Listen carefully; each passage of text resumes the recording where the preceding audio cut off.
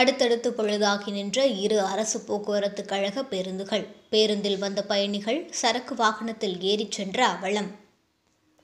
சிவகங்கை மாவட்டம் நாட்டரசன் கோட்டை அருகே சிவகங்கையில் இருந்து தேவக்கோட்டை சென்ற அரசு போக்குவரத்து கழக பேருந்தும், தொண்டியிலிருந்து மதுரை நோக்கி சென்ற அரசு போக்குவரத்து கழக பேருந்தும் அடுத்தடுத்து பழுதாகி நடுவழியில் நின்றதால் பயணிகள் அவதிக்கு உள்ளாகினர்.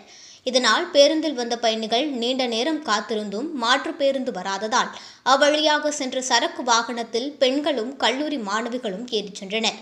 சிவகங்கை போக்குவரத்து பணிமனையில் போதிய ஊழியர்கள் இல்லாததும், காலி பணியிடங்களை நிரப்பாத காரணத்தால் பேருந்துகளை பராமரிப்பதில் இழுபறி நிலை நீடித்து வருவதாக கூறப்படும் நிலையில், பாதி வழியில் நின்ற அரசு பேருந்துகளால் பயணிகள் அவதிக்குள்ளாகி வருவது தொடர்கதையாகியுள்ளது.